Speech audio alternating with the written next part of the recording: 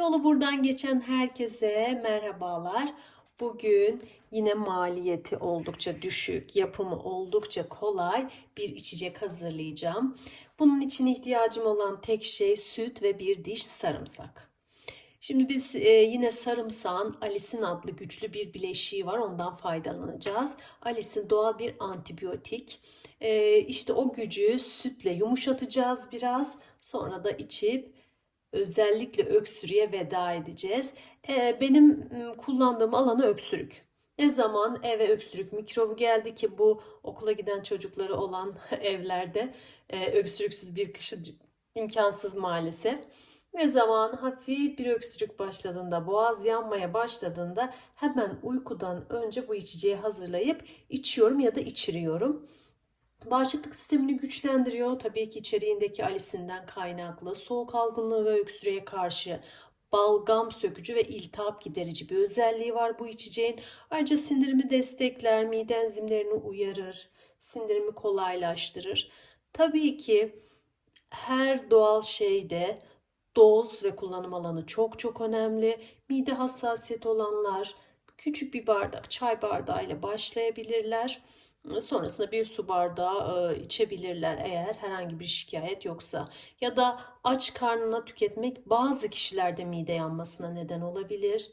Yine düzenli bir ilaç kullanıyorsanız doktorunuza danışmanızı öneririm. Çünkü bana fayda eden şey aynı derecede size fayda etmeyebilir. Hepimizin bünyesi farklı, hepimiz farklı insanlarız. Şimdi gelelim tarife. Bir diş sarımsağım var. Bunu çok güzel eziyorum. Sarımsağı çok iyi ezip, şimdi ben biraz hızlı yapacağım ama siz ezdikten sonra şöyle 5-10 dakika ezili halde bekletin. O alisin iyice çıksın açığa. Daha sonra sütünüze katın. Havanda dövebilirsiniz. Benim havan kullanma alışkanlığım pek olmadığı için şöyle tahtanın üstünde yapıyorum. Havanda da iyice dövüp böyle neredeyse su kıvamına, krem kıvamına getirebilirsiniz. Ama bu da yeterli olacaktır. Benim bütün tariflerde amacım kolay, ulaşılabilir, maliyeti düşük ve çok fazla bulaşık çıkarmaması üzerine. Çok fazla zaman ayırmak da istemiyorum. Normalde ben bu sarımsağı böyle eziyorum. Yaklaşık 5-10 dakika, eğer vaktim varsa 10 dakika bile bekletiyorum. Beklettikten sonra, şimdi bugün hemen yapacağım fazla vaktinizi almamak için. Ama lütfen siz bekletin. Sonra fincanımı ekliyorum.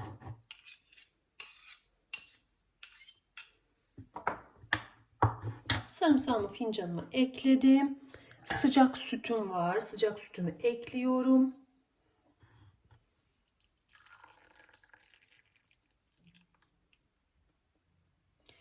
Ilıyana kadar bu içeceği demlenmeye bırakıyorum. Ilıdıktan sonra tabii ki isteyenler sarımsağıyla birlikte içebilirler. İçindeki o tane sarımsağı da yiyebilirler. Eğer sarımsağa karşı herhangi bir mide hassasiyetiniz yoksa tüketebilirsiniz. Çiğ sarımsaktaki gibi çok fazla koku olmuyor zaten. Süt onu yumuşatıyor. Ben ılımaya bırakıyorum. Daha sonra süzüyorum. Özellikle çocuklara vereceğim zaman süzüyorum. Sütüm ılıkken. Tabii ki isteğe bağlı. Siz direkt böyle de içebilirsiniz. Ama ben tadını balla daha da böyle güzelleştirip çocuklara öyle içirmeyi tercih ediyorum. Süzüyorum. İçerisine daha önce yaptığım sarımsak şurubundan ekliyorum. Bunun sadece balından ekliyorum. Tarifi kanalda var. Bakabilirsiniz oradan eğer isterseniz. Bundan bir tatlı kaşığı ekliyorum. Çocuklara vereceğim zaman bir tatlı kaşığı ekliyorum. Uyumadan bir yarım saat önce bu içeceği veriyorum. Gece boyu rahat uyuyorlar. Geçmeyen kuru öksürüğünüz varsa 5 gün boyunca bu içeceğe devam edin. Eminim buna çare olacaktır. Normal soğuk algınlığından dolayı balgamlı öksürüklerde de eğer çok şiddetliyse yine bir 5 gün içmeye devam edin. Zaten ilk içtiğiniz andan itibaren etkisini göreceksiniz ama ben 5 gün devam etmenizi öneririm. Çünkü o balgamın tamamen sökülüp boğazın yumuşatılması gerekiyor. Ama yeni başladığı böyle boğazınız yanmaya, hafif hafif bir öksürük hissiyatı geliyor. O zaman bir fincan içmeniz bile inanın yeterli oluyor. Hemencecik rahatlıyorsunuz. Ben 2 yaşından itibaren çocuklarıma verdim. Herhangi bir sorun yaşamadım. Ama sizden ricam 2 yaşında, 5 yaşında, 6 yaşında, 12 yaşına kadar önce küçük bir fincanda denemeniz. Böyle Türk kahvesi fincanı da olabilir. Böyle deneyin, öyle başlayın. Çocuklarda her konuda bitkisel deyip geçmeyeceğiz. Her konuda hassas olacağız. Onlara yedirdiğimiz, içtiğimiz, ciltlerine sürdüğümüz ne olursa olsun önce deneyelim.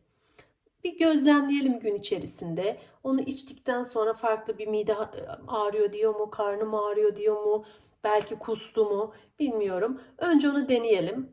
Herhangi günlük düzenin dışına çıkan herhangi bir şey gözlemlemediğiniz zaman da normal ben şu çay fincanını da veriyorum. Ama kendime yaptığımda daha büyük bir fincanda yapıyorum. Ne diyelim, yapana da görene de şifa olsun. Umarım videoyu beğenir, paylaşır, daha çok kişiye ulaşmasını sağlarsınız. Dinlediğiniz için teşekkür ederim. Şifa olsun efendim.